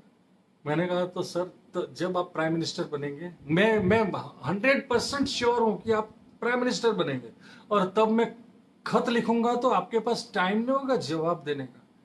कह रहे निर्मिश आजमा लेना, पहले तो ये कि बनूंगा नहीं, अगर बन गया, जीवन का तो कोई भरोसा नहीं है, लेकिन अगर बन गया तो ये प्रसंग और होटल विशाला इतना लिख के कि ओएनजीसी के इंजीनियर्स चालू नौकरी में कार्टून बनाते हैं, ऐसा मजाक में जो कहा वो भी डाल देना अंदर। फिर देखना कि खत आता है कि नहीं मेरा।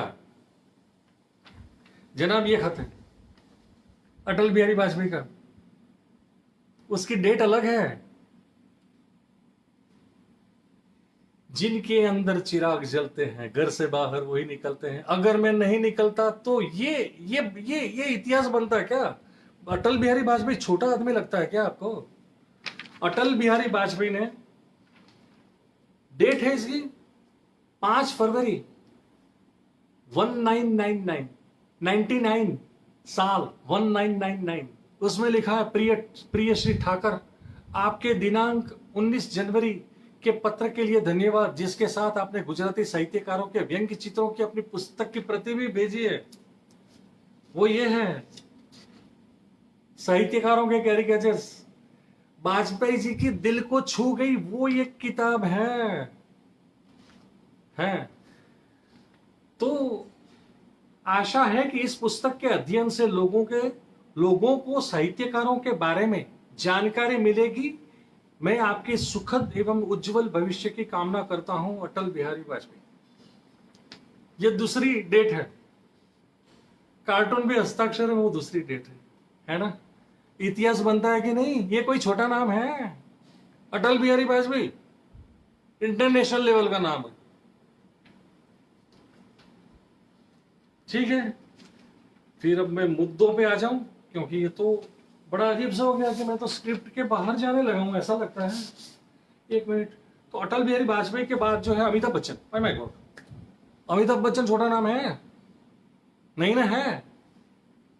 अब क्या हो गया? जया बच्चन जो है उनको सूझा कि नाटक में काम करें, तो प्रोड्यूसर डायरेक्टर कौन थे? रमेश तलवार। और पहले से ही जया बच्चन ने अनाउंस कर दिया था कि सूरत में उसका शो होने वाला था, मां रिटायर होती है, तो किसी भी मीडिया को मैं मिलूंगी नहीं। वो आयोजक को ही बोल दिया था, कोई अपॉइंटमेंट देना नहीं, किसी को घुसने नहीं देना।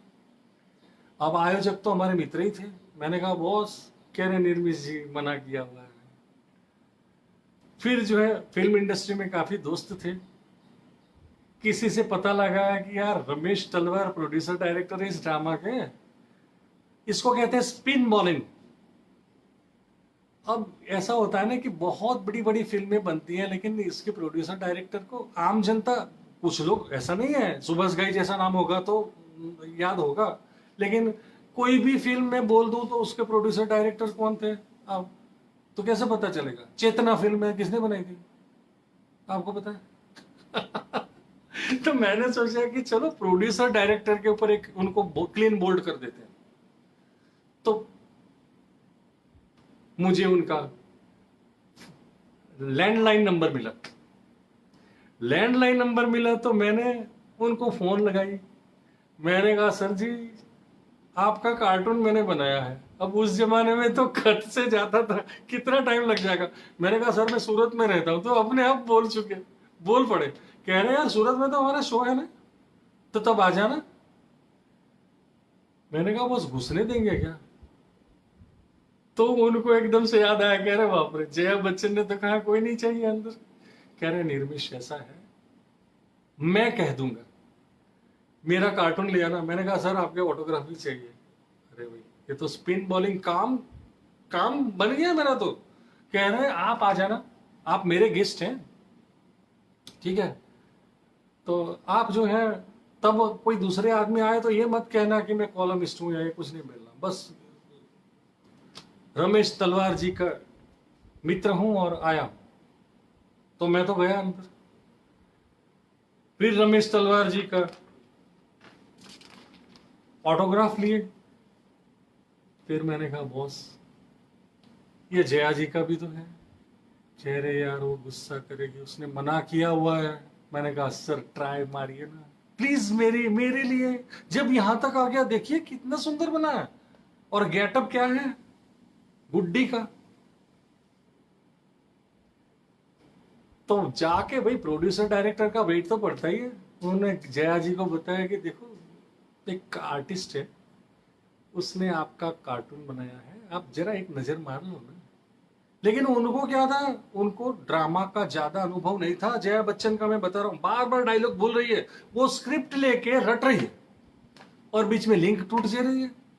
तो रमेश तलवार जी ने कहा कि 5 मिनट लगेगी मैडम प्लीज। तो गया मैं, कह रहे ठीक है। तो जया बच्चन इसी को कहते हैं इतिहास बनना। गुड्डी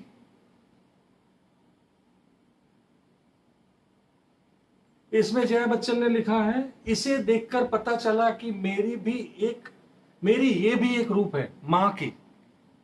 जानकारी के लिए धन्यवाद। मां रिटायर होती है, मां का रोल, इसलिए चश्मा है। लेकिन बाजू में गुड्डी भी है, जिसके लिए वो प्रसिद्ध है, गुड्डी फिल्म। ये तो हो गया। अब जो है स्पिन बॉलिंग पूरी ओवर करनी पड़ेगी ना। तो मैंने कहा कि मैडम मैंने बच्चन साहब के भी कार्टून बनाए हैं। कह अच्छा। मैंने कहा इतना आप तो कितना, आपके स्वभाव का तो मैं मान गया कि सबको मना किया फिर भी आप इतना कोऑपरेट कर रही है। तो बच्चन साहब का आप देख लो, आपको कैसा लगता है।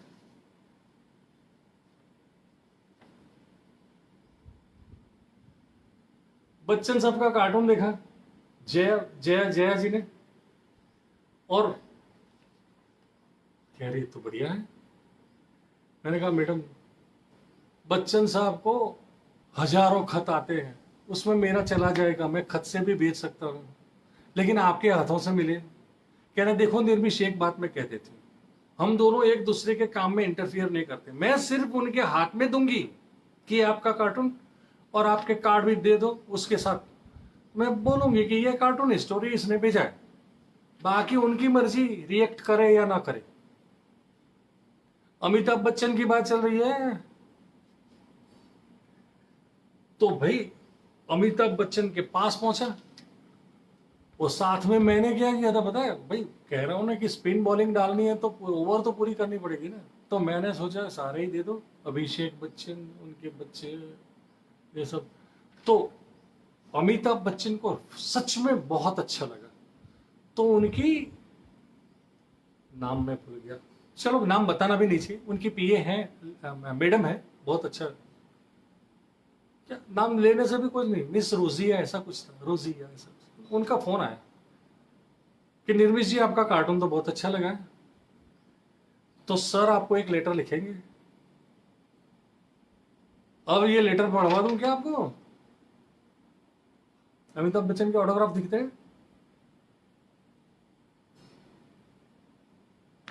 अमिताभ बच्चन ने लिखा है 12 फरवरी 2001, माय डियर निर्मिश ठाकर। मैंने तो इतना पढ़ते ही जो है मुझे तो ऐसा लगा कि मैं पंछी बन के उड़ जाऊं आकाश में। माय डियर ऐसा कोई लिखता है, पर्सनल टच दिया है। My dear Nirmish Thakar, thank you for sending me a caricature each of miss Jaya Bachchan, Abhishek and myself, along with your collection of caricature of Gujarati man of letters। फिर वही बात, गुजराती मैन ऑफ लेटर्स। भाई क्यों भेजा था मैंने, हरिवंश राय बच्चन के पुत्र है वो, साहित्यकारों से उनका भी लगाव होता है, और ये पुस्तक उनको अच्छा लगा। साहित्यकारों के कैरिकेचर्स देखो कहां स्पिन बॉलिंग जा रही है। along with your collection of caricatures of Gujarati men of letters, your kind words and warm felicitation, मुझे तो ये वर्ड में बोलना, by including me along with outstanding personalities of our nation is truly appreciated. Your work definitely depicts and appealing humorous quality which has a uniqueness of its own. अरे बाप रे, ये word ये देखिए क्या कह रहे हैं, your work definitely depicts an appealing humorous quality which has a uniqueness of its own. ये अपूर्वता है. आपका काम जो है वो एक अपनी अलग शैली है और वो अपूर्व है. ऐसा लेटर कब मिलेगा? जब उनका कार्टून जया बच्चन के हाथों से पहुंचाया जाएगा. ऐसे ही डेप्थ नहीं आती बॉस. अमिताभ बच्चन, और तब मैं रह रहा था सूरत में, मगदल्ला सूरत, एड्रेस भी डाला हुआ है. तब सूरत में था. सूरत में ही तो जया बच्चन का शो आया था, है ना? कैसा लग रहा है? तो लोगों से मिलिए ना.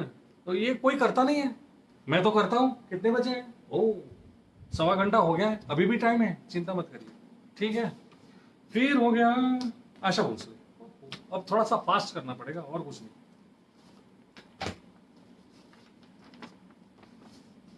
आशा भोसले जी ने लिखा है, आपने मुझे ज्यादा सुंदर किया है. उनको जो बालों में फूल लगाया था वो बहुत अच्छा लगा. इसकी बहुत लंबी कहानी है, मैं शॉर्ट में ही कह देता हूं कि बड़ी मुश्किल से मिला था. पोस्ट भी छोटी सी थी, कैमरा भी अपना नहीं था. आयोजक को बोला तो उसने देने से मना कर दिया, तो फोटोग्राफ मिला नहीं. आशा जी कह रही है होटल पे आ जाओ, अच्छा सा सोच के बताऊंगी. तो मुझे लगा कि दिन आज का ठीक नहीं है. मैंने कहा मैडम आज ही कर दीजिए ना प्लीज. मैं आऊंगा तो मुझे घुसने भी नहीं देंगे होटल वाले, और कल पे बात मत टालिए प्लीज. तो उन्होंने लिख दिया. अब क्या हुआ, बाहर निकला. फोटोग्राफ तो है नहीं मेरा उनके साथ. लेकिन इंडियन एक्सप्रेस के कुछ साल पूरे हो रहे थे, 20 या 25 साल कुछ. तो वो लोग सेलिब्रेट करने के लिए स्पेशल इश्यू निकालने वाले थे, स्पेशल. तो वो उसके एडिटर जो है मुझे सामने मिले और मैं लेके जा रहा हूँ कि अंदर से निकला तो नेचुरली आशा जी से मिलके निकल रहा हूँ. कह रहे कि अंदर कैसा रहा? मैंने कहा सर ठीक ठाक रहा. उन्होंने ऑटोग्राफ दिया. नहीं नहीं जाना नहीं जाना नहीं जाना, अभी बैठा, अब मैं मिलके आता हूँ बाहर. मिलके वो बाहर आए, कह रहे भाई इंडियन एक्सप्रेस में डालेंगे. और उनको तो बहुत अच्छा लगा कि यार ये तो गोडाउन का मजदूर. उनको तो स्टोरी मिल गई और उनको तो पूरा पन्ना बनाना था. तो भाई आशा भोसले जी के साथ मुझे मिला करके ऐसी रसप्रद स्टोरी बना दी कि क्या बताऊं मैं. लेकिन मेरे तो भाग्य खुल गए. बाद में उस जमाने में मैं इंडियन एक्सप्रेस का पूरा पन्ना ही भेज देता था, जेरोक्स करा के, बड़े टुकड़े में जेरोक्स करके कर देते. वो भेज देता था और हर जगह से फिल्म स्टार मुझे कहते थे कि आ जाओ. क्योंकि भाई इंडियन एक्सप्रेस पूरा पन्ना दे रही है और आशा भोसले जी के साथ मेरी स्टोरी मिली जुली बना करके पूरा पन्ना. तो मेरे लिए चमत्कार था. तो रास्ते खुल गए. फिल्म्स तो वैसे भी मुझे अच्छी लगती थी, तो मैंने ऐसे बैकडोर से एंट्री ले ली. अब हालत यह है कि फिल्म फेस्टिवल होते हैं, उसमें भी मैं मेरे कार्टून की प्रदर्शनियां लगती है और साथ साथ में फिल्म स्टार्स को मिलने का भी मौका मिल जाता है. क्योंकि असल में तो मुझे एक्टिंग करनी थी, लेकिन मुझे मौका नहीं मिला. मौका कब मिला? 55 साल की उम्र में. 30 साल लेट, 30 साल लेट. लेकिन मैंने प्रूव किया भाई कोई भी उम्र नहीं होती, कोई भी नई इनिंग आप कर सकते हैं शुरू. समझ में आ गया?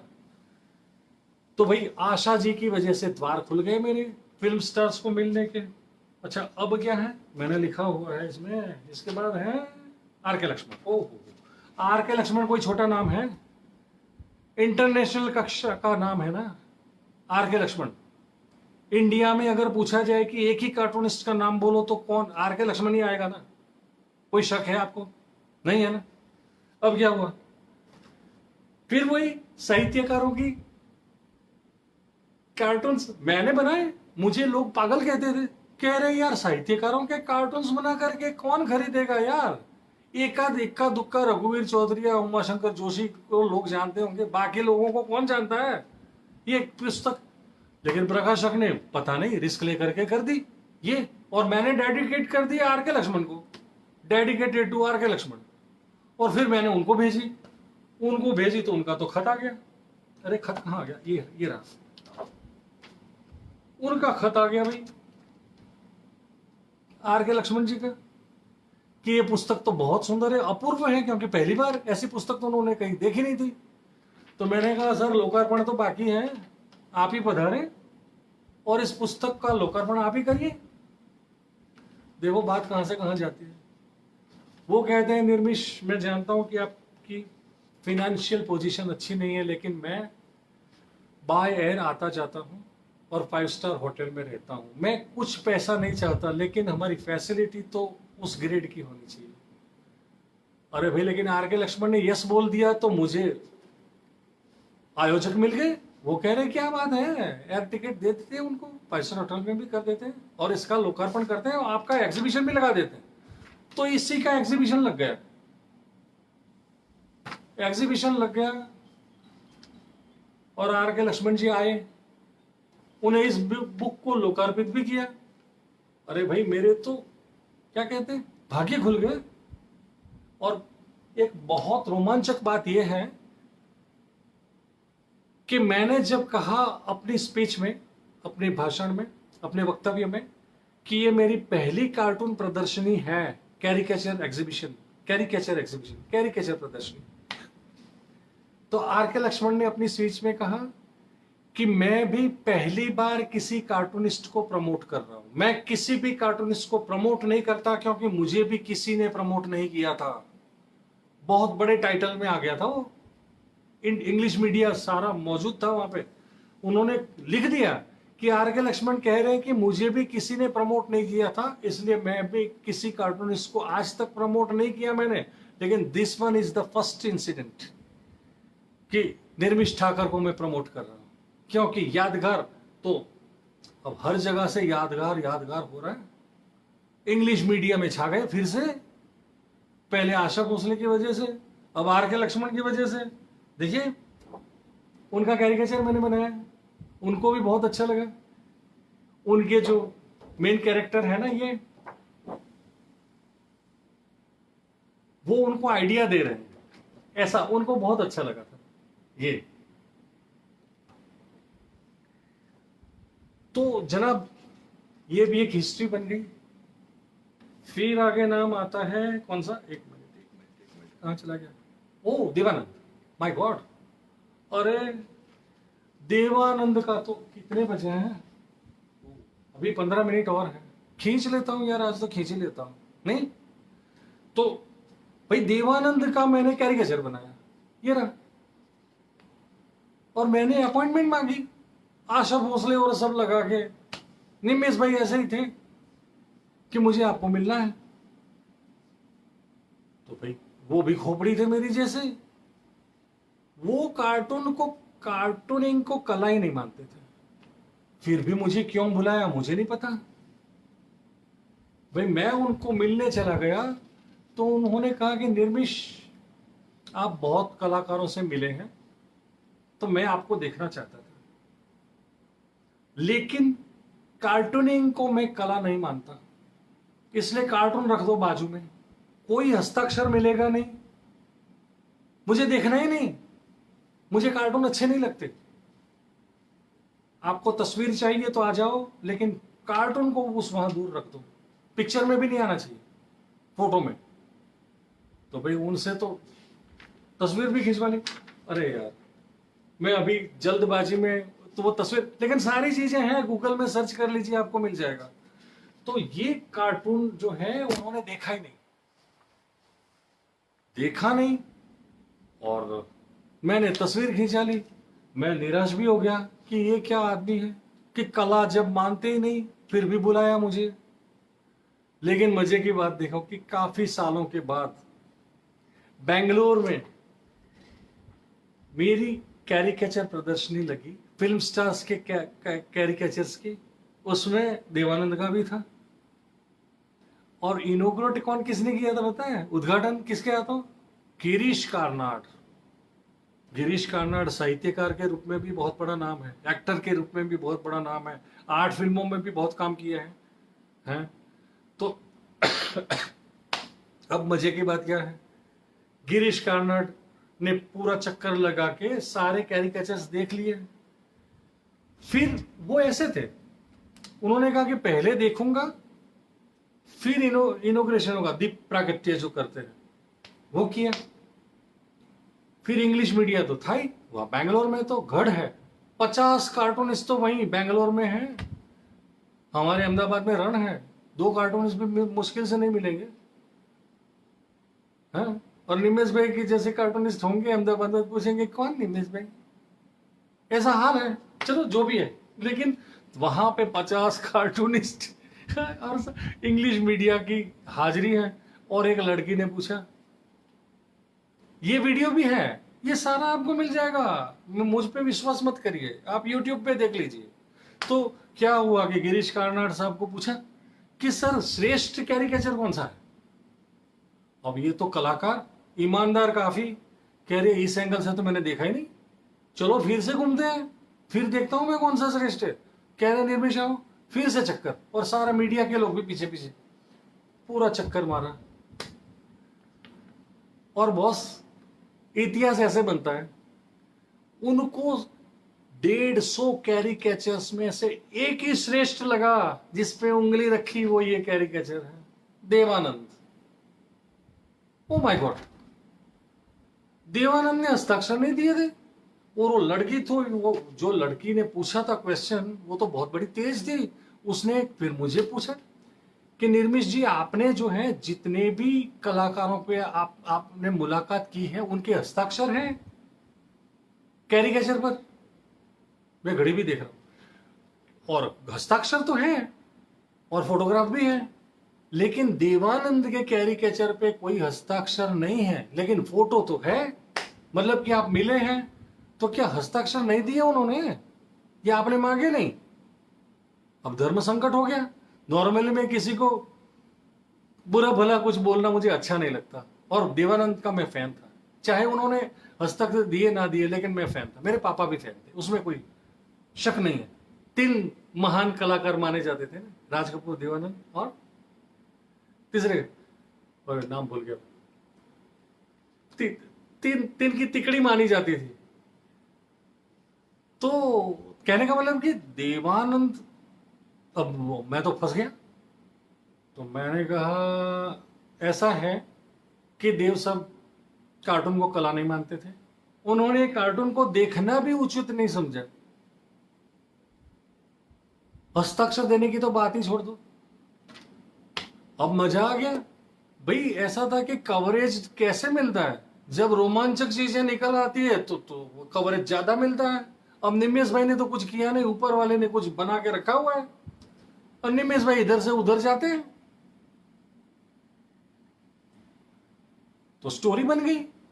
फिर वो लड़की कह रही है उनको, गिरीश कार्नाड को, कि सर देव साहब ने तो हस्ताक्षर देने के लिए भी उचित नहीं समझा, वो कार्टून श्रेष्ठ कैसे हो सकता है। कह रहे वो देव साहब है और मैं गिरीश कार्नाड हूं। मैं सोच समझ के कह रहा हूं कि बहुत कलात्मक है, उन्होंने नहीं देखा, वो उनका लुकआउट है, मुझे उस पर कोई कमेंट नहीं करनी। लेकिन फिर भी मैं फिर से कहूंगा कि यही श्रेष्ठ है। बड़ी बात होगी। तो मेरे तो इंग्लिश मीडिया में जब रिपोर्ट्स आए तो पन्ने भर गए। बॉस क्यों? मैं देव साहब को मिलने गया था, इसलिए मैं मिलने नहीं जाता तो ये कहानी बनती क्या? ठीक है ना। इसके बाद शत्रुघ्न सिन्हा फोटो में देख रहे हैं ना, कार्टून दिखाते हुए। उनके घर गया था तो उन्होंने कहा कि निर्विश, एक पेंटिंग था सामने, कह रहे निर्विश ऐसा करते हैं, ये किसी कलाकार का पेंटिंग, शत्रुघ्न सिन्हा के ही पेंटिंग किया हुआ था, ऑयल पेंटिंग। कह रहे ये मेरी तस्वीर हटा देते हैं और आपका कार्टून जो है ना एनलार्ज करके लगा देते हैं, और मैं 100% कलाकार हूं, व्यवहारिक तो हुई ना। तो मैंने क्या कह दिया उनको, मैंने कहा सर हटाना क्यों, ये तो पेंटिंग बहुत अच्छी है, वाकई अच्छी थी। मैंने कहा उसको हटाना नहीं सर जी। और मेरा एक अलग स्थान होता है, मैं किसी को हटा के आगे नहीं आया। अब शत्रुघ्न सिन्हा तो डायलॉग्स के लिए माने जाते हैं, और उनके घर में जाकर के इस आदमी ने अवस्था में जो है पता नहीं क्या कुदरती बुलवा रही है और मैं बोल रहा हूं। मैंने कहा सर मैं तो किसी को हटा के आगे नहीं आया। तो आप ऐसा करो, दीवार पे जगह ना सही दिल में तो हो ही गई।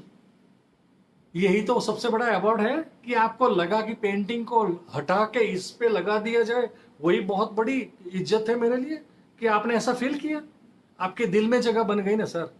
जिंदगी में कभी भी मिलेंगे तो आप याद करना कि एक कार्टूनिस्ट ऐसा भी था जो किसी को हटा के आगे नहीं आया। बरसों बाद जो है पटना में कार्टून एग्जीबिशन लगने वाला था, तो उनके मैनेजर को मैंने कहा कि शत्रु साहब को मैं याद हूं क्या?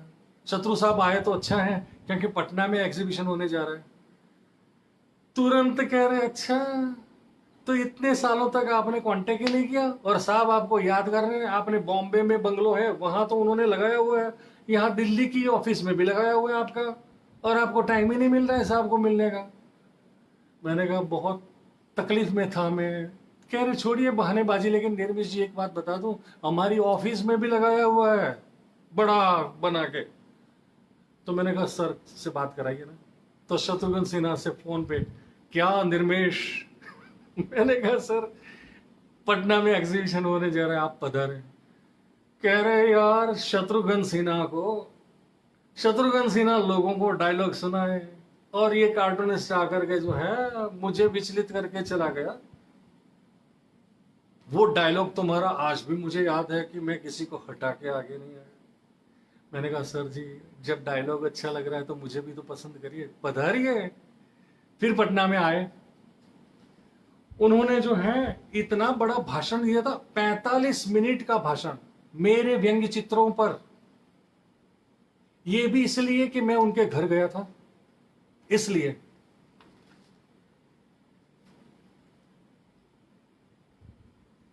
उन्होंने हस्ताक्षर दिए थे जब उनके घर में गया था तब। तो क्या लिखा है इसमें देखिए, आपका कार्य बहुत ही प्रशंसनीय है, कार्टून सुंदर है और जरूरत से ज्यादा दबंग भी है। कार्टून से अधिक सुंदर मैं हूं, फिर भी कार्टून से अधिक सुंदर मैं हूं। भाई शत्रुघ्न सिन्हा है, कार्टून से अधिक सुंदर मैं हूं। With lots of love and best wishes for a great future to dear Nirmish Shatrughan Sinha. 13/7/99। 13/7/99। तो मुझे लगता है कि अब समय हो गया है। बहुत सारे कार्टून्स तो बाकी है, ये पूरी ट्रे जो है मैं दिखाना चाहता हूं। इतने सारे कार्टून्स के बारे में कहना रह गया। तो बात हुई थी तभी मैंने कहा था कि भाई ये तो समंदर है, ठीक है ना, और मैं तो स्क्रिप्ट से बाहर निकल जाता हूं, दिल की बात कहता हूं, ठीक है। आपको अच्छा लगा होगा। अगर अच्छे परिणाम मिले तो फिर दोबारा भी मिलेंगे। नमस्कार।